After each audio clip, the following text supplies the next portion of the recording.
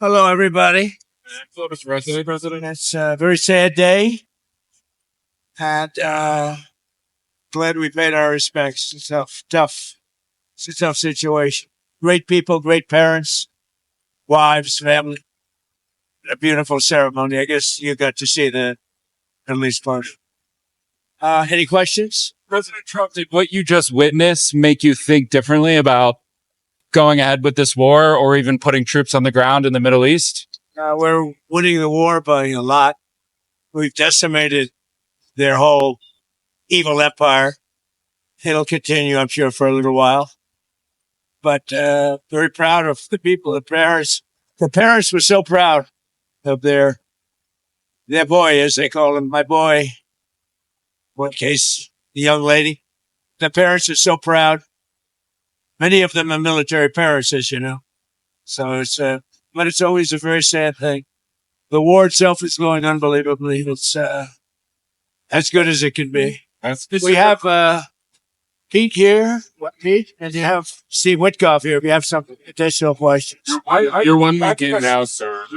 You're 1 week in at this point. How long, as of now, do you expect? Well, I think we've accomplished more in 1 week than anyone thought possible. We've wiped out their Navy, 44 ships.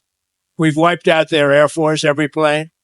We've wiped out most of their missiles. You see, the missiles aren't coming much anymore. We've also hit their manufacturing areas where they make the missiles very hard. Their drone capacity is way down. And we've hurt them where it hurts.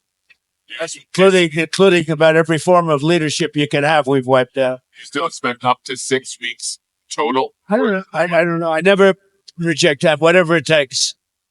But their military is almost non-existent, if you look. I mean, we could hit their military itself very hard, but maybe we will, maybe we won't. We haven't made that determination. Gas prices right now. Are you worried about gas prices right now? No. This is a short excursion into something that should have been done for 47 years. 47 years it's taken to do this, and no president had the guts to do it. You're going to end up coming back to Dover for more of these such dignified transfers. Oh, yeah, sure. I hate to do, but it's a part of war, isn't it? Who are you with? Washington Post. When you say it's part of war? Deaths are part of war, yeah. Yeah, it's part of war. It's a sad part of war. It's the bad part of war. Mr. President, did the United States bomb a girls' elementary school in southern Iran on the first day of the war and kill 175 people? In my opinion, based on what I've seen, that was done by Iran. Is that true, Mr. Hickson? It was Iran who did that? We're certainly investigating. Still investigating. But the only side that targets civilians is Iran. We think it was done. We think it was done by Iran.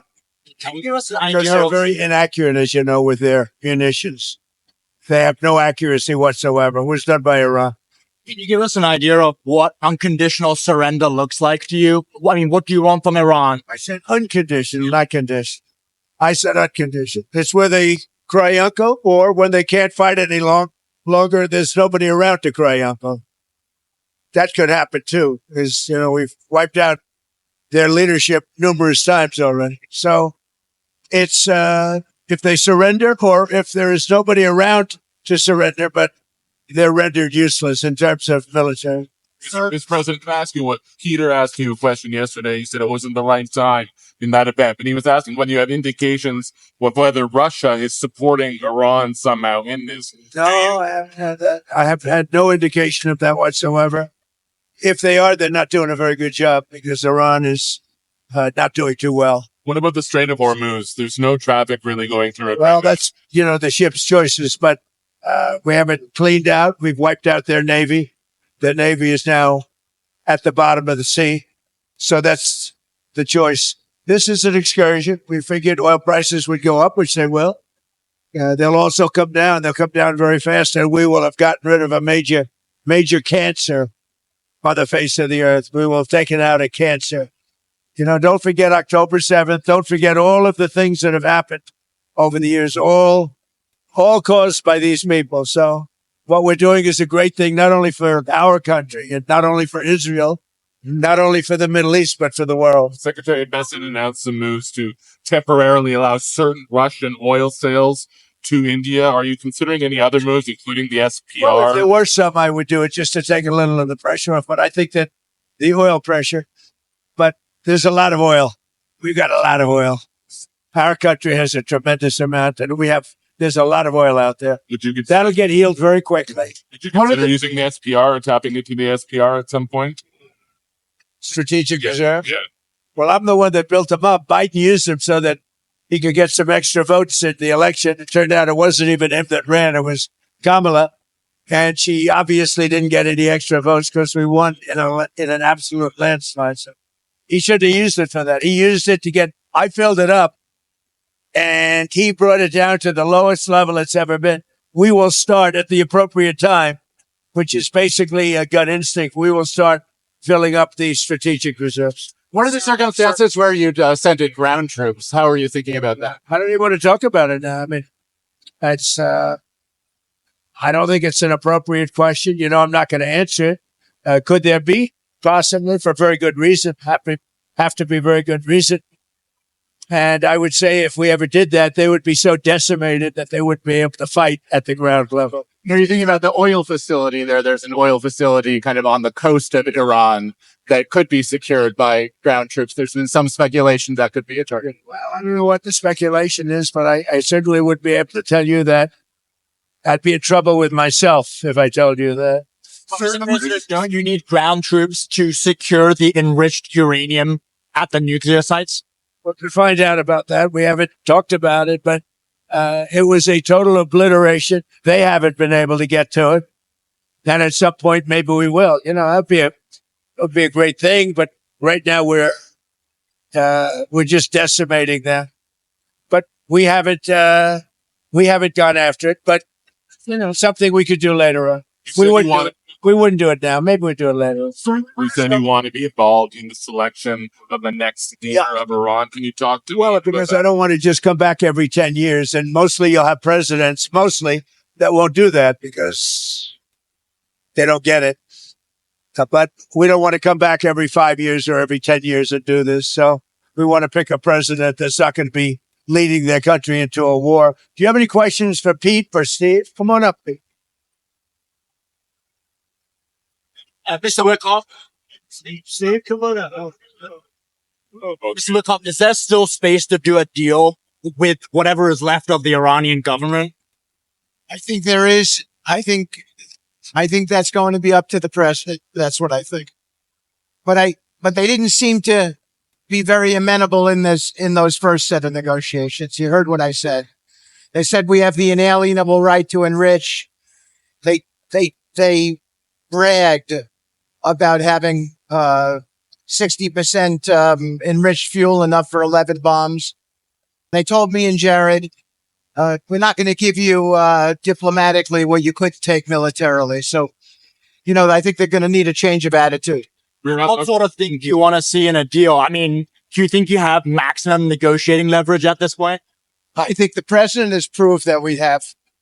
Iran today accused the U.S. of a lot of negotiating leverage, maybe maximum, but we're not looking to settle. Yeah. They'd like to settle. We're not looking to settle. Iran accused The British government has now offered use of the British government has offered use of some bases now, and you had previously said you were very disappointed in them. Two aircraft carriers. I mean, about British bases, they said. See my response that I just put out? I just put out a response. Give me the offer to send 2 aircraft carriers. Maybe, but they're not sure. I just put out a response to it. I said, we don't need them. It's not the right time. It would have been nice to have had them 2 weeks ago, but the response I put out, I think, says it very well for you.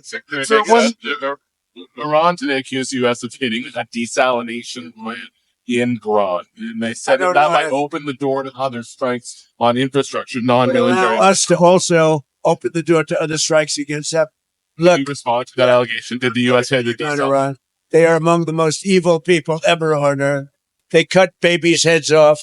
They chop women in half. What they did, take a look at October 7th. Take a look at what they've done over the last 47 years. So I know nothing about a desalinization plant other than to say, if they're complaining about a desalinization plant, we complain about the fact that they shouldn't be chopping babies' heads off, okay? Mr. Mikov, have you communicated to the Russians not to send targeting information and other assistance to the Iranians? Strongly said that. Do you believe that they are? I hope they're not. Do you see any evidence? We don't know, but it's not doing very well. If they are, it's not helping much. If you take a look at what's happened to Iran in the last week, if they're getting information, it's not helping them much. What would it mean to you if they were? I mean, even if it's not helping the Iranians particularly much, it's still involving themselves in a conflict that they're not directly. They'd say we do it against them, wouldn't they? Huh? Wouldn't they say that? We do it against them? I don't know. Look, they could give all the information that they want, but the people they're sending it to are overwhelmed. Russia would be overwhelmed too. Anybody would be overwhelmed. We have the greatest military on earth, and I built it in my first term. And unfortunately, I'm forced to use it now. But when you look at what we did with Venezuela, when you look at what we did with the B-2 bombers, that was a very big moment because Iran was going to have a nuclear weapon within 2 or 3 weeks. And that stopped it. And it stopped it cold. And you ask about maybe going back and getting that, something could happen at the right time. Is Iran running out of missiles and drones, or do you expect those counterattacks to continue? Definitely. Not only that, manufacturing capability also. We've hit the manufacturing very hard. They're at about 9% of what they sent out in the first 2 days. And we think that's because they don't have that much. We've knocked out about 70% of the launchers. The launchers are a big deal. Very hard to get, very expensive. I want to talk about leverage. With every passing day, we have more and more leverage because we have more and more capabilities. We're hitting them harder and harder, and they have less of an ability to defend themselves. So we're pressing the offensive every single day, creating all the leverage the president needs for the outcome he wants. So it sounds like you think they're running out of one or both of the drones. When you look, they're sending in much less drones. They're being decimated now. At some point, I don't think there'll be anybody left maybe to say, we surrender, but they're being decimated. And when you look also, all of a sudden they apologized to the Middle Eastern states that they shot at them. I was very surprised to see they did that, but you mark that down as a victory for us and for the Middle Eastern states who are really friends of ours. But I guess they're not going to be shooting at them anymore. They apologized and we'll see what happens. But that's a big loss. That's a surrender right there. I called it a surrender today. When they apologized and said they're not shooting at them anymore, that's really a surrender to those states and to us. Say anything else? Some Iranians are concerned that the Kurds will carve out kind of an autonomous region as they did in Syria and Iraq. We're not looking to the Kurds going in. We're very friendly with the Kurds, as you know, but we don't want to make the war any more complex than it already is. No. You've ruled that out? We don't want, I have ruled it out. I don't want the Kurds going in. I don't want to see the Kurds get hurt, get killed. We've had a good relation. They're willing to go in, but I've told them I don't want them to go in. But do you think the map of Iran will look the same? The war is complicated enough without getting the Kurds involved. And do you think the map of Iran looks the same after this is all done? That I can't tell you. Probably not.